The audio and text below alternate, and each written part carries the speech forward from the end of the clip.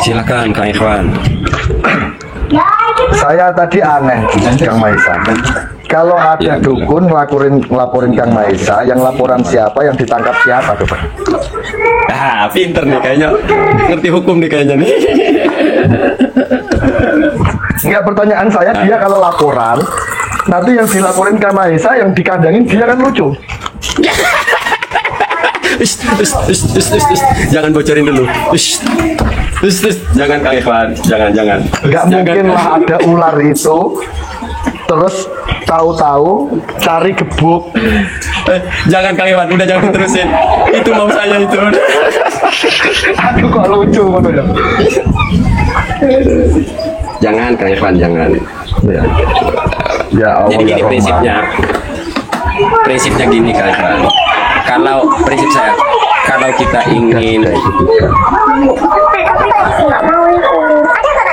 ingin memunculkan lawan, jangan tunjukkan kekuatanmu. Tapi saat di hadapanmu lawan, jangan tunjukkan kelemahanmu. Kan begitu? Betul. Biarin aja tuh dia mereka. Pengaruh proses pengacara dihubungin. Sampai Kiai NU, Kiai Ma'ruf Fadzin dihubungin. Mau kalau Kiai Ma'ruf Fadzin, saya tidak ingin berurusan dengan beliau ya. Tapi kalau dengan JRA, KBRA, ya monggo. Jadi tidak terima disebut pembohong, Kang. Jadi nasibnya Bang Maisa itu sama nasib saya itu hampir-hampir mirip. Kemarin itu saya dilaporin. Saya bela tanah wakaf ini sertifikatnya itu dipalsukan. Orangnya meninggal tahun 84, tahu-tahu ada sertifikat muncul tahun 2000. Masa ada pocong itu bikin sertifikat ke balai desa, ya kan? Karena itu tanah wakaf, saya perjuangkan. Ketika dia yang memalsukan sertifikat itu mau nebangin pohon, tak datengin sendirian Bang Maisa.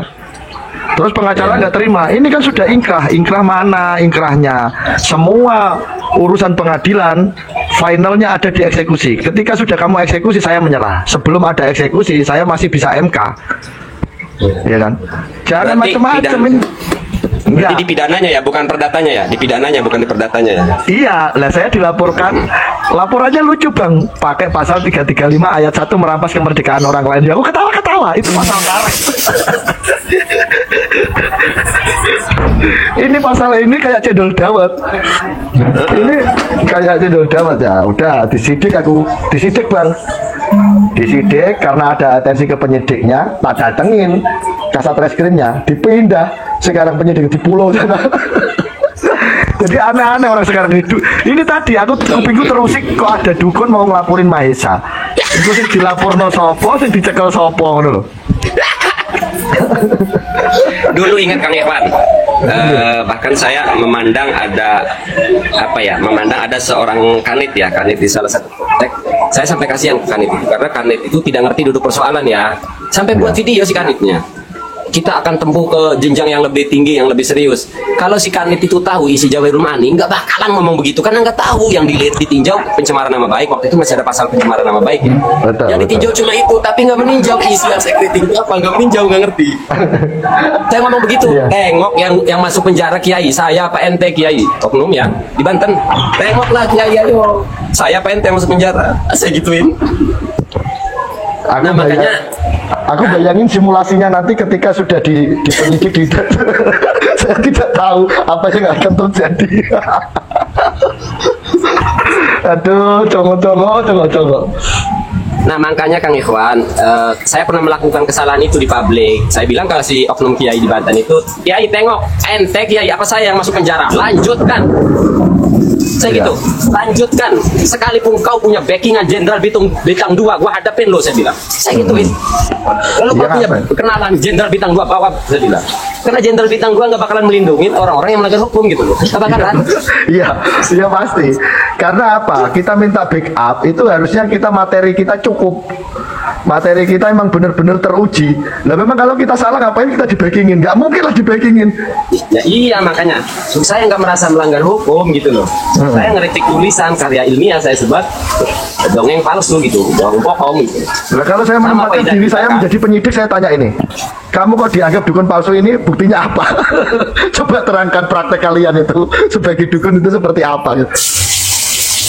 Sama Kang, dia ini keberatan disebut bohong sama saya pembohong sebagai seorang perukia ya.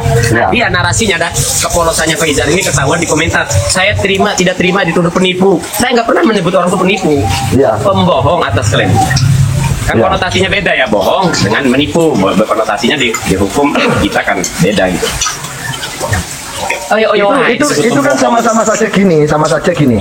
Kang Maisa lewat depan rumah saya bilang, weh, Kang Maisa jancuk. Itu tindakan yang tidak menyenangkan gitu aja. Mau dilaporkan apa mau dilaporkan ke ranah hukum. Goblok. Ini kok goblok banget kalau ngomong ini. Nah, saya senangnya gini Kang, yang pertama dia nyari kekuatan ya, bergabung dengan ormas-ormas yang saya sebutkan sampai menghubungi Kiai Khozin. Dalam hati saya timbul sombong, saya sombong. Wih, serepot itu buat ngadepin satu Mahesa gitu. Sombong gitu. Sikap lo cuma membuktikan Faizal bahwa Mahesa itu kuat gitu. Kan begitu Kang. Kalau dia sampai hubungin banyak pengacara, gabung dengan beberapa ormas, nah sikap dia itu kan menunjukkan Mahesa kuat gitu loh. Secara argumentasi maksudnya ya. Nah kalau kenapa dia tidak berani menghadapi sendiri? Misalnya ini saya pernah dia mundur dari pembuktian kebohongan dia itu. Ketemu 7 orang pernah debat, moderator ikut jadi debater itu di debatnya Faizal itu di Bekasi kan. Moderatornya gurunya ikut nyerang saya, moderator saya sampai ketawa aja. Lalu dia framing bahwa debatnya debat kusir. Padahal di awal saya katakan Faizal saya hanya akan debat, saya akan datang ke Bekasi apabila ada pembuktian. Karena kalau seputar ilmiah nggak ada ujungnya, gua punya dalil, lu punya dalil. Nah ada perkaranya indrawinya. Nah argumen saya apa argumen Anda, pemahaman saya apa pemahaman Anda yang paling tepat dengan kejadian itu gitu. Lah, kita mah kalau seandainya sampai dipanggil penyidik ya, dapat surat panggilan misalnya laporannya diterima misalnya ya, dipanggil. Saya mah jawabnya simpel, tapi itu nanti nggak usah diomongin di sini lah. Iya, rahasia perusahaan. Kelemahannya di sini Kang, rahasia perusahaan. Faizal ini tidak memahami satu hal, pengacara itu tidak mampu menganalisa ilmiah materi yang saya kritik. Iya. Jadi pengacara akan hanya meninjau kata-kata pembohong. Kan di situ kan? Iya. Ini mirip kasusnya dengan Jawahirul Ma'ani. Mirip nanti, maka saya bilang tengok yang berbaju oranye siapa nanti, saya apa ente Kiai Lebak mantan. Tengok Kiai, sekali kakimu menginjakkan di Polres saya perpanjang sampai di mana. Tapi kalau baru bacot-bacot ya udahlah, namanya ilmiah kan Kang Irwan ya. Iya. Kiai injakkan kakimu di Polres saya bilang. Pengacaranya juga akan kacau ketika nanti mengumpulkan bukti-bukti autentiknya, itu akan kacau. Karena itu statement sih jenengan yang keluarkan. Iya. Ya, statement itu cara membuktikannya itu susah. Dan itu tidak masuk ke hukum pidana loh Kang Mas. Nah yang kita kajian ilmiah kok, kata bohong itu adalah akhir daripada analisa ilmiah saya gitu. Nah maka ya kalaupun diuji ya pembuktian ujungnya. Lah yang pembuktian gak bakalan berani mereka. Nah makanya itu mereka yang akan terrepotkan sendiri. Dan berpotensi mereka yang masuk penjara. Tengok lah kan. Tergantung pasal yang dituduhkan ke sayanya aja, pasal apa. Dan dia kan sudah menyebut saya bahwa saya menuduh dia penipu. Demi Allah saya tidak pernah menggunakan kata penipu, nggak pernah. Bahkan rekan-rekan kita yang kadang keceplosan nyebut perukia itu penipu, saya sering luruskan jangan begitu. Termasuk Marcel kan nyebut siapa Samsudin penipu. Saya bilang saya nggak berani nyebut Samsudin penipu. Kak Januar kan sering. Masuk Januar saya ingatkan Kang, hindari kata penipu karena konotasinya berbeda pemahamannya antara bohong dengan tipu. Kalau konotasi penipu itu pasti sudah ada korban dan masuk ranah kejahatan. Ya gitu. Saya terangin begitu Kang, bener Kang. Kalau pembohong itu potensi ke semua orang sih pembohong itu. Iya. Nah nanti dia yang akan kewalahan dalam artian kalau kalian tidak terima dikatakan pembohong, sekarang buktikan. Nah sekarang mereka harus repot membuktikannya. Sementara saya sangat dengan mudah membuktikan kebohongan mereka. Nah, itu kan saya juga membuktikan kan, waktu gampang kecil itu. Cuma tinjauan Faizal itu ditinjau dari sisi argumentasi saja. Udah masuk ranah hukum udah beda urusan. Standarnya beda kan. Iyalah. Tidak seperti yang mereka bayangkan Bang. Emangnya melaporin orang itu segampang itu? Nggak semungkin itu. Diuji juga nanti sama tim penyidik. Dan laporan itu nggak selalu ditanggapi langsung, harus diuji juga. Tapi setidaknya saya dapat Setidaknya dapat kata-kata grebek ya di kolom komentar pendukungnya Ki Faizar ini saya dapat kata-kata grebek bareng-bareng. Kemudian ya kata tadi penipu. Tapi kalau saya begini prinsipnya Kang, pertarungan pemikiran itu ya udah selesai di kajian ilmiah saja. Kalau sampai bertindak melapor saya emang nggak sampai setega gitu. Contohnya Jawahirul Ma'ani kan. Jawahirul Ma'ani itu yang terindikasi ya, yang berpotensi melanggar hukum. Di situ di Jawahirul Ma'ani itu ada khasiat kebal kan. Iya kan. Ya. Kekebalan ada di Jerman. Lah itu kan potensi melanggar hukum itu. Iya. Ya kan? Tapi kita ini gitu, apalagi ke kiai-kiai ya, pengamat Jerman, kita masih memandang mereka sebagai kiai. Maka perbedaannya itu saya menyikapi, ya ini perbedaan ilmiah, pertarungan pemikiran gitu. Lah ini ada si kiai, penyebar Jawahirul Ma'ani ngomong-ngomong langgar hukum, melapor hukum ke saya. Saya sebut kitab itu Jawahirul Ma'ani itu kitab yang menyebarkan cerita bohong gitu. Lah masa Syekh Abdul Qadir bertemu dengan Nabi waktu Isra? Lo kalau itu dibawa ke ranah hukum nggak bisa toh, malah pusing penyidiknya. Ya nggak bisa. Nggak bisa. Kalau kajian ilmiah seperti itu dibawa ke ranah hukum itu nanti nggak balance kan. Penyidiknya, ya kalau penyidiknya itu seorang kiai ulama besar, kalau penyidiknya dari kaum Nasrani, terus dia nggak muslim sama sekali. Terus mau apa dia? Bahkan walau umat Islam ya penyidiknya ya tetap aja nggak ngerti, nggak selalu belajar kitab. Buat laporan itu yang ranahnya ngono loh. Tapi ya kapasitas otak mereka ya seperti itu sih Kang. Iya, jangankan sama Janjing Jun sama hukum aja yang tentang perkara indrawi semua kan Kang ya, Kang Ikhwan. Iya. Hukum ini kan tidak pernah membahas pikiran orang kan, membahasnya perkara-perkara indrawi semua kan. Iya, termasuk fakta. Fakta kan. Dan mereka membuktikan apa gitu. Sementara ketika saya menyebut mereka bohong, dengan fakta saya mau ngomong. Lah kalau dia itu memakai pengacara, ya itulah empuk untuk pengacara. Wong pengacara itu kasus apapun yang penting dia oke lah, ada dananya jalan, gitu kok. ya kalau mau ngabisin duit ya silakan gitu Kang, ikutin aja gitu Kang Maisa, ikutin aja silakan. Jangan tenang-tenang dia repot cari duit sana. Kang Irwan, enggak kalau duit dia komunitasnya besar, enggak kesusahan. Cuma ini permasalahannya dia menganggap hukum di negara kita ini kajiannya kayak kajian dalil, kayak kajian di kitab. Ya itu kalau mungkin hukumnya sama apa ya, mungkar nakir kayak gitu bisa deh berdebat sama itu, dilaporkan ke mungkar nakir. Jadi reskrimnya mungkar nakir aja, jangan di Kepolisian Republik Indonesia, keliru. Ini aku membayangkan simulasinya mereka nanti akan laporannya seperti apa, terus apa. Tapi kalau ketemu oknum-oknum yang bisa memanfaatkan ini untuk menjadi cuan ya alhamdulillah malah. Oh ya nanti saya bantu Pak, saya bantu gitu aja. Betul. Kita mah Kang ya ketika lihat kan nggak pernah komentar di statusnya Faizar, cuma ngerekam layar, bacaan, khawatir ada indikasi pengancaman atau apa gitu ya. Kita kirimin ke pengacara kita gitu, kita kirimin, cuma ketawa. Kayak kata teman, pengen tahu pengacara mana yang belain Faizar itu kan. Jadi kalau saran saya sih untuk Faizar itu ngadunya sebenarnya kalau dia dekat sama Israel langsung sama Israel aja. Kalau nggak senang sama Maisa. Lah kan dia peruqyah, berarti kan dia apa mustajabah dalam doa-doanya. Ngapain kau repot-repot ngapain ke polisi? Langsung minta sama Israel, Maisa sikat hari ini juga gitu loh. Kalau ACC kan lumayan ya kan. Apa nggak kebalikannya malah Israel? Nah, ini jadwal kamu kok bukan jadwal saya. Ada itu Kang. Bang Irfan, Ambruter ya pendukung saya pada Kang, Akang yang mau dilaporin kami yang deg-degan katanya. Ada yang minta maaf Kang ya itu gara-gara postingan saya. Ya enggak apa-apa itu statement saya bertanggung jawab. Pengen tengok. Iya.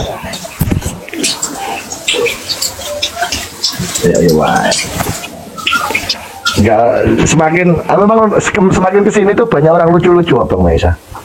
Ya kan orang halu kan. Ya dia praktek dukun dikatakan dukun nggak mau, peruqyah dikatakan dukun nggak mau. Orang saya pakai serban kok dukun. Kang, bayangkan, Akang muslim ya Kang Ivan ya? Oh iya muslim, alhamdulillah. Nah, seandainya tidak ada umat Islam yang melawan keras ini, kesannya kan Islam itu agama mitos banget gitu ya? Agama ya, yang betul. Jadi setidaknya walaupun cuma satu gitu minimal, ini berarti ini tentang pemikiran bukan tentang Islam gitu. Ya buktinya Mahesa segitu kerasnya gitu loh. sama-sama mondok kan gitu loh, sama-sama belajar agama, sama Lagian dulu saya mondok itu kalau ditambah beras dulu itu nggak pernah diajarin ilmu-ilmu hikmah-hikmah kayak gitu. Masya Allah, ini temannya Kiai Luffy jangan-jangan ini. Enggak. Ada teman kita juga pengacara juga, namanya cuma nggak bisa saya sebutin di sini. Dia staf anggota dewan, ada di Bekasi. Dia juga main tambang. Beliau juga hukum juga, ahli hukum juga, pengacara dia. Panjenengan dihukum juga kan? Nah, saya nggak dihukum tapi saya sering berbenturan dengan hukum gitu. Tapi teman-teman pengacara sini ya support sih beratnya pengacara. Makanya kasus ini tadi kalau mereka melaporkan jenengan, makanya aku pengen naik itu kok ada manusia yang laporin itu. Jadi laporan itu nggak semudah itu ya. Dalam artian kita mau laporan dulu itu harus materi-materi kita memang benar-benar bisa teruji nanti ketika di persidangan. Nah kalau mereka melaporkan bukan gini, kalau mereka melaporkan jenengan itu mereka melaporkan diri sendiri itu loh yang nanti susah gitu ya. Yang membuat saya ketawa itu gitu justru Kang Ikhwan. Dia sedang menggali lubangnya sendiri gitu. Kok iya makanya. Kalau mau mandi lumpur kan mending ke comberan belakang terus nyebur gitu aja. Apa itu? Itu hal beres kan nggak usah buang-buang duit, nggak usah buang-buang waktu. Mereka itu tidak tahu efeknya ketika sebuah masalah itu sudah ditarik ke ranah hukum, itu menyita waktu, menyita pikiran, menyita finansial, itu semuanya. Dan yang repot itu yang melaporkan karena dia punya tujuan. Kalau yang dilaporkan kan tinggal nanggapin doang. Iya. Justru Kang, ketika Kiai Ma'ruf Ozin dihubungin, saya kan waduh, saya langsung hubungi Kiai terus tulisannya begini ya, nih Kang, bahwa saya menghormati Kiai Ma'ruf Ozin ya. Tulisannya nih ya. WA saya ke Kiai Idrus. Maksudnya ini bukan ranah Kiai.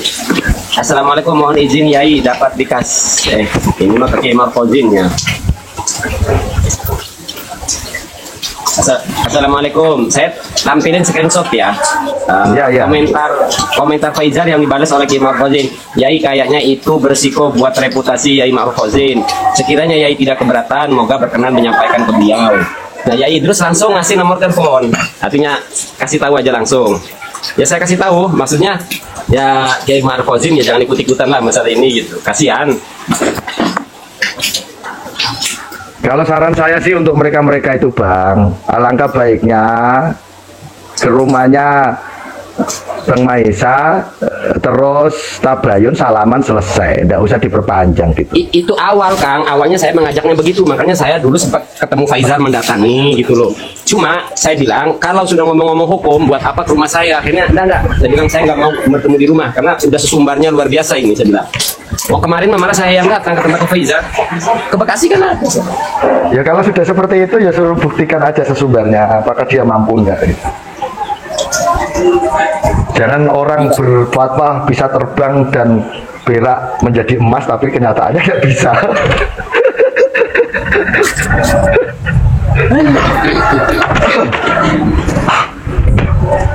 Jadi, apa orang-orang ini baru-baru kenal-kenalnya penyidik gitu ya, baru lucu-lucunya ya. Kalau Faizal jelas Kang, kalau Faizal jelas ya, kayaknya baru kenal pengacara atau bisa saya katakan saya nggak ngerti hukum ya, tapi kerangka hukum, prinsip hukum kita paham, kerangkanya gitu loh, prinsipnya. Pasal-pasalnya saya nggak hafal, tapi prinsip hukum di negara kita saya paham. Makanya ketika lihat postingannya Faizal itu lucu gitu loh. Bahkan dia nggak tahu pasal pencemaran nama baik itu sudah ada. Apa ini masuk pencemaran nama baik? Terus tapi di bawahnya, iya, tapi di bawahnya dia akan lanjut ke proses hukum. Dalam hati aja bengong aja saya. Parah. Tindakan tidak menyenangkan itu juga nggak bisa dimasukkan ke ranah pencemaran nama baik kok. Kalau kita bilangin orang, kamu bohong, kajianmu bohong, kitab ini bohong, itu nggak bisa ditarik ke ranah hukum, karena itu statement. Kalau dia ditarik ke ranah hukum, ya tinggal malah yang membuktikan dia, bukan yang mengatakan bohong. Iya.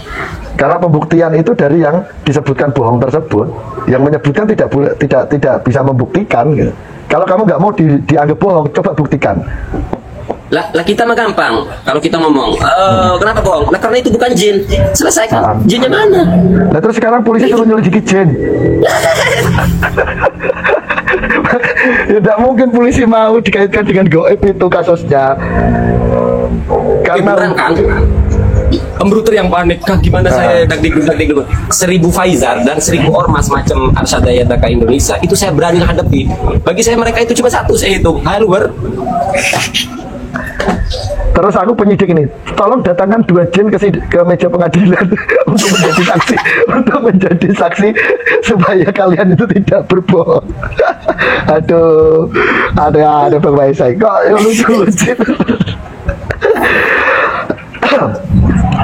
Iya, jadi video itu pas kata bohong dan kata saya dajjal, tapi kan langsung disclaimer, dajjal sebagai sebuah artinya kan tukang bohong, sering berbohong gitu loh ya. Intinya sama bohong gitu.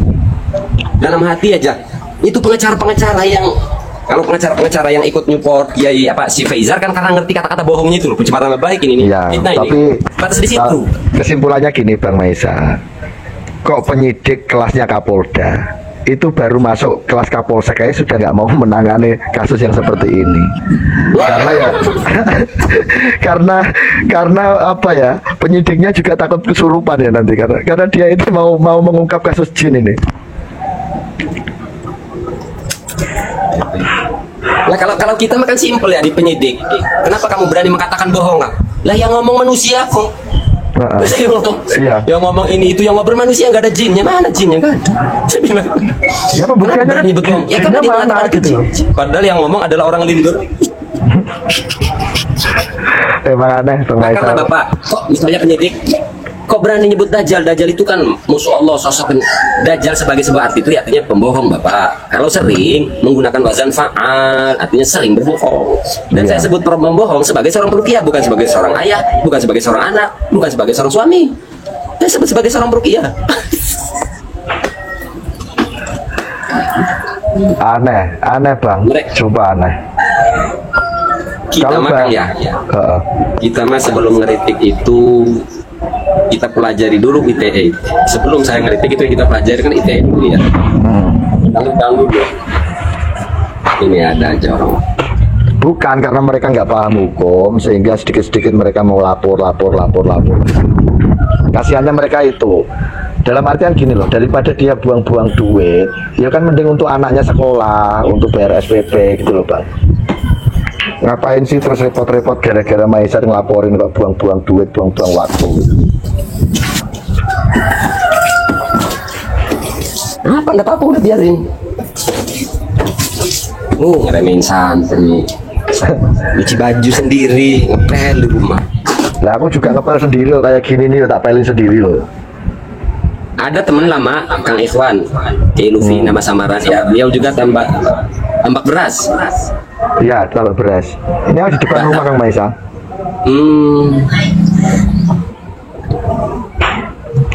Tambak beras. Iya, aku pernah ketemu itu Kang Lutfi itu tambak beras Jombang. Tambak beras itu ya. Tambak beras. Cuman kan tambak beras itu kan kompleknya banyak Kang Maisa. Jadi sekarang itu tambak beras muridnya itu karena yang megang sekarang Gus Wafiullah Wahab itu sekitar 19.000 sekarang. Kalau dulu saya di sana masih sekitar 9.000-an. Belum lama ini saya ke sana main ke tambak beras. Saya dulu ikut Yai Jamaluddin Ahmad bin Ahmad, yang Ribat Al-Muhibbin. Berarti penjenengan juga kenal ya dengan kamu ya sama Kiai Ma'ruf Kozin ya? Kalau Kiai Ma'ruf Kozin kayaknya saya kurang kenal. Tapi kalau sama ketua yayasannya sekarang saya kenal, Gus Wafi. Makanya saya sayang gitu sama jangan sampai Kiai NU yang masyhur kayak Kiai Ma'ruf Kozin ikut terlibat gitu, ikut campur, ikut speak up masalah ini kan nggak keren. Ini ada hubungannya dengan ini nggak jamaah Ruqyah itu sama Aswaja. Iya. Iya, Faizar ini kan lagi mau gabung mungkin ya, meminta nomor Kiai Imron gitu. Maka kan tadi saya bilang Kiai Imron itu kan muridnya Habib Taufik Assegaf dan selalu ngisi di channelnya Robito resmi, di channel resminya Robito Kiai Imron ini yang dari KBRA. Maka saya bilang, silakan bila perlu kalau mau Robito nge-backing sesekalian saya hadap semuanya. Yang dimaksud ini yang dimaksud Kiai Imron Jamil atau Kiai Imron siapa nih? Rosidi, bukan Rupiah, punya Ormas juga. Ormas Rupiah juga. Kalau di Jepara itu kan ada Gus Aang itu. Gus Aang. Bukan ya. Adik saya itu ikut JRA. Adik saya namanya Kiai Nur Salim itu ikut JRA. Tak bilangin, Dek, kalau ikut JRA itu jenengan harus tahu, jangan cari pasien, tapi pasien yang cari jenengan gitu loh. Masa terus kamu promosi rukiah ke orang-orang biar menjadi pasien, itu nggak benar. Kalau orang mau di rukiah itu biar datang-datang sendiri, kamu nggak usah cari-cari pasien sosok bisa ngusir setan. Takutnya nanti kalau yang sakit ini setannya nggak keluar, kamu yang malu sendiri ya. Kiai, padahal mah kiai-kiai kita ya, kiai NU itu semua bisa merukiah, cuma kiai-kiai asli mah nggak neko-neko ngeri. Nggak neko-neko, dia. Dan dia nggak mencari pasien, tapi pasien yang mencari mereka gitu loh. Jadi ya ibaratnya kayak gini lah. Saya selalu singgung sih. Kita ngapain promosi ilmu? Kalau memang kiai itu market, orang nggak perlu di marketingi, datang sendiri. Tapi pertanyaannya sekarang banyak kiai yang marketing, nggak takut nggak punya jamaah, takut nggak punya umat gitu kan. Kalau memang kamu sampai bikin cerita dobol. Sampai bikin cerita dobol. Ya ini kayak kasus yang kasus-kasus yang keren sekarang ini itu saya bilang. Mas, seperti kasus Mas dari langit. Iya, saya bilang keras loh Bang. Di Jepara itu basicnya loh banyak banget loh dari golongan itu. Dan rata-rata memang nggak bisa ngaji, rata-rata ya cuma dawir klub itu. Solawatan balik. Makanya saya sampai bilang keras gini loh Bang Maisa, jangan promosi nasab untuk merubah nasib. Nasab itu nggak kepake, nasab mau siapapun itu, kamu mau ngaku cucu siapapun nggak masalah. Tapi harus membuktikan, harus konsisten. Kamu bisa membuktikan kalau amalia kakekmu baik, kamu harus baik. Kamu mengaku cucunya kiai besar, tapi amaliamu nggak menunjukkan amalia kakekmu, kan malah malu-maluin kakekmu gitu. Ya tak Bang Maisa, simpel aja, nggak usah jauh-jauh. Nasab urusanmu, aku juga nggak peduli kamu nasabnya nyambung kemanapun, itu nggak peduli. Orang itu yang dinilai amalianya kok gitu. Jangan pakai imamah, pakai sorban terus bawa proposal itu. Ini Bang Maisa kegiatannya apa lagi? Saya lagi sibuk di Keraton Kesepuhan Cirebon mempersiapkan acara haul yang syarif, yang syarif Hidayatullah.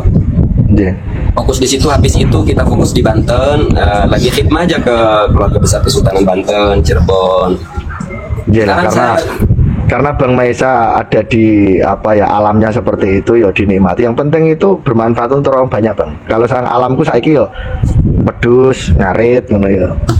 Fokusnya saya ini sebenarnya kan lagi punya perjuangan, mohon doanya tentang dua hal. Yang pertama, limbah indakiat yang sudah merusak perekonomian rakyat Kabupaten Serang. Yang kedua, saya pengen di Banten itu orang kerja ya, rakyat Banten kerja itu tidak bayar puluhan juta. Kalau 1 juta 2 juta wajar lah ya, calo mondar-mandirnya butuh bensin. Ini sampai 40 juta Kang Iwan. 40 juta. Gini Bang Maisa, sebagai putra-putra bangsa ya Bang, yang basicnya kita itu dari pesantren. Ayolah sama-sama ya santri-santri ini ketika sudah keluar dari pondok ini harus bisa bekerja, dalam artian dari bidang apapun harus bisa menguasai pertanian, peternakan. Jangan sampai kita keluar dari pondok pesantren hanya mengharapkan diundang tahlilan, diundang untuk ngaji di fatayat muslimat. Jangan. Ya yang pandai berpolitik ya berpolitik yang baik, yang di pemerintahan yang baik gitu loh. Yang bertani yang baik. Jadi gini Bang, kalau untuk urusan limbah, saya pernah jadi representatifnya PT Giant Karya Group Wonosobo. Memang untuk limbah ini harus benar-benar kita kita fokus, dalam artian gini, limbah itu kan sebenarnya bisa diolah lagi menjadi produk-produk yang luar biasa. Kayak di tempatku kan PLTU terbesar di Jawa Bali ya, PLTU Jepara itu Tanjung Jati B itu kemarin itu produk limbahnya sampai melimpah ruah, sampai pagar sama limbahnya itu masih tinggi limbahnya Pak. Semoga kebijakan pemerintah sekarang untuk memperhatikan limbah ini supaya limbah ini memang tidak berpengaruh buruk ke masyarakat. Yang pasti itu sudah ditangani langsung Kang kementerian ya. Kurangnya perusahaan pengolah limbah. Nah, itu makanya kita kan juga siap menawarkan bukan menawarkan sih. Kalau memang kita ini dimintai pertanggungjawaban, udah lu Mahesa jangan cuma bisa kritik, carikan solusi. Saya sanggup carikan solusi. Limbah cair itu loh. Limbahnya limbah cair Kang. Limbah B3 itu berarti masuk B3 ya? B3. Itu cairnya dari, kalau Indakiat itu produksi apa dia Kang? Kertas, papir kertas. Oh, pabrik kertas ya. Dia punya limbah cairnya dan limbahnya dialirkan ke masyarakat itu, ke sungai atau gimana? Ke sungai. Ada 3 kecamatan yang ekonominya lumpuh. Nah, itu yang harus diperjuangin di situ, Mang Kang. Jadi dari pihak Indakiat ya memang harus bertanggung jawab dengan semua itu. Alhamdulillah kemarin kita teriak beberapa hari, pihak Kementerian Lingkungan Hidup langsung dari pusat turun dan ternyata ilegal ya. Setelah dicek ilegal, Ya.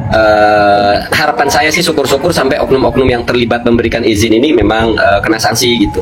Ya. Yang kedua masalah itu Kang Ikhwan, agar rakyat Banten bekerja di pabrik-pabrik yang ada di Banten ini biar nggak bayar. Kalaupun bayar 1 juta 2 juta wajar ke calo ya. Bukan, Kang Mas, Jasa gini Kang lah. Mas. Kalau saya malah menolak itu, Kang Mas. Jadi orang bekerja itu kan cari uang kan, bukan untuk memberikan uang. Nah, dulu ada calo-calo di PLTU seperti itu, tapi saya sama teman-teman gimana caranya saudara-saudara kita itu bisa bekerja tanpa bayar, karena itu kan perusahaan asing semua, ya kan. Kalau memang perusahaan-perusahaan itu sebenarnya tidak ada calo-calo itu seperti itu, tidak ada. Itu inisiatif dari pribadi masing-masing aja, Kang Mas. Betul Kang, justru saya sering sampaikan perusahaannya ini tidak bersalah, perusahaan tidak terlibat ini. Jadi gini Kang, itu yang malakin preman-preman Kang, preman yang kerjasama dengan penguasa wilayah lah. Jadi ada oknum pejabatnya yang melindungi bekerjasama. Jadi kalau perusahaan tidak tahu lah, intinya ada permainan lah oleh oknum ya, oknum desa dan preman. Nah yang bingung Kang, kelasnya bupati, gubernur tidak berani menyelesaikan masalah ini. Nah bayangin sekuat apa preman di Banten. Atensi Kang Mas. Premanisme di Banten sekuat apa? Ini pernah Kang Mas, datang seorang diskrimter. Diskrimter itu dia yang menangani, ini pangkatnya kombes ya, pangkatnya kombes. Dia waktu itu mau memecahin kasus limbah di Jepara. Datang ke sini, telepon saya pengen tahu wawasan tentang limbah PLTU Jepara. Saya kasih tahu semua sampai saya masukkan ke PLTU. Itu aja nggak bisa mengungkap. Nggak bisa mengungkap kan. Aslinya. Iya sih tutup tuh. Lanjutkan. Karena kalau di instansi ini Kang, lurah siap sama camat, camat siap sama bupati, bupati siap sama gubernur. Sama juga di instansi kepolisian, polsek siap sama polres, polres siap sama polda. Itu birokrasi itu loh yang membuat mumet orang itu. Gimana ya, Wong yang jadi gubernur, yang jadi bupatinya tadinya didukung oleh mereka si preman-preman. Jadi ya memang samsat Kang. Ya memang mereka ya samsat gitu loh, sama-sama bangsat. Iya makanya saya teriak, saya gunakan posisi saya ya di media sosial ini, posisi media sosial untuk teriakin itu gitu. Lagi fokus di situ sekarang kan. Lepas acara haul yang Syarif Hidayatullah Musnah Gunung Jati, kayaknya saya mau berakabrik oknum-oknum pejabat di Banten lah. Udah nggak kepercaya ke siapapun sekarang kita kan.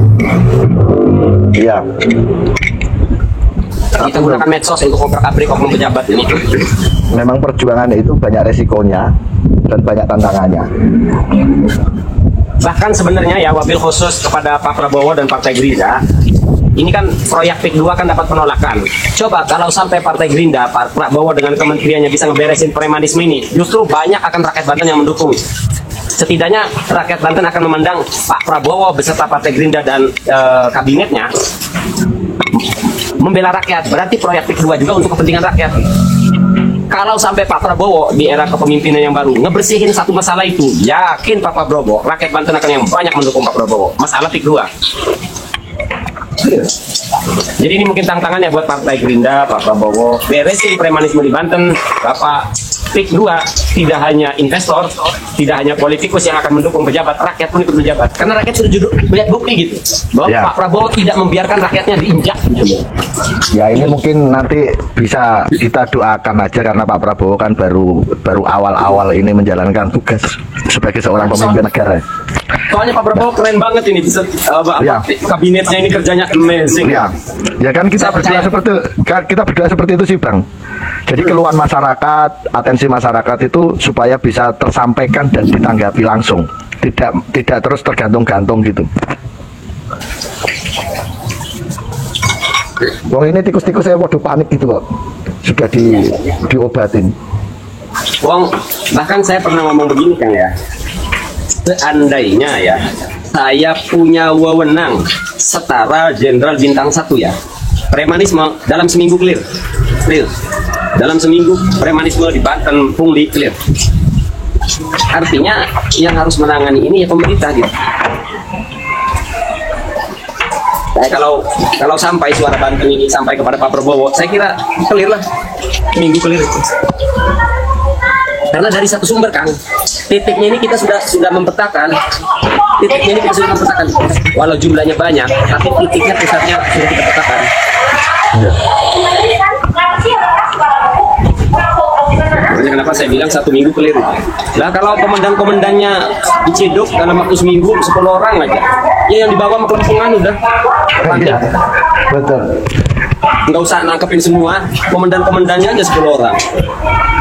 Makanya saya berharap Kang Mas, untuk pemerintah itu sekarang itu ada pergerakan. Contoh kayak lelang kepala dinas, kayak gitu-gitu itu sudah dihapuskan lagi. Tapi benar-benar pemerintah itu menjaring seorang pegawai negeri kepala dinas itu dengan uji kompetensi, mereka layak enggak menjadi kepala dinas sesuai kemampuannya gitu loh. Jadi itu yang apa ya, yang menimbulkan potensi mereka untuk cuma cari keuntungan, bukan memikirkan masyarakat, Bang Maisa. Contoh kecilnya kalau urusan keagamaan, banyak penghulu nggak ngerti hukum fikih, bahkan nggak ngerti masalah bab idah, bab tolak. Pokoknya yang pernah mendukung lurah jadi penghulu. Nah, terus jadinya. Ya itu maksudnya kayak gitu loh, supaya disapui Pak Prabowo, dibersihkan Pak Prabowo gitu. Jadi Kang Ikhwan cerita ya, saya punya kakek. Jadi kakek saya ini melarang anak cucunya jadi penghulu. Melarang keras. Bahasanya begini, yang diceritakan abah saya lah, abah saya, paman saya, pak adik saya gitu. Gimana sih ucapan kakek, bapak tua, saya di sini manggilnya bapak tua. Gimana sih? Bahwa bapak katanya tidak sudi anak cucunya jadi penghulu. Nah ceritanya begitu. Makanya ketika kakak sepupu saya, anaknya Pak jadi kepala desa, itu penghulu sebelumnya panik. Wah pasti kalau nggak Haji Samun tuh Ustadz Samlawi yang jadi penghulu. Ustadz Samlawi itu abang kandung saya. Iya. Kalau enggak saya katanya Mae saya. Nggak ada, kami nggak mau jabatan begitu. Buat apa gitu? Nah akhirnya penghulunya tetap nggak diganti. Akhirnya banyak terjadi kasus asal perempuan ngaku janda dinikahkan. Akhirnya kan terjadi banyak kasus tuh masalah hukum itu. Iya. Nah gara-gara gaduh sering banyak kasus persoalan. Akhirnya kiai-kiai nunjuk abang saya, kakak kandung saya. Pokoknya kamu yang harus jadi penghulu. Jadi ini aku pernah ada ini Bang, kasus lucu ya kan Bang. Jadi di samping saya ini kan ada kos-kosan kan, kos-kosan. Jadi ada 2 pasang ini, yang satu janda katanya, yang satu duda. Tahu-tahu malam-malam itu Pak Mudin datang ke rumah, Mas Ikhwan, ayo minta tolong ini saya mau ngawinkan anak ini dari luar kota. Lu tuh tunggu dulu.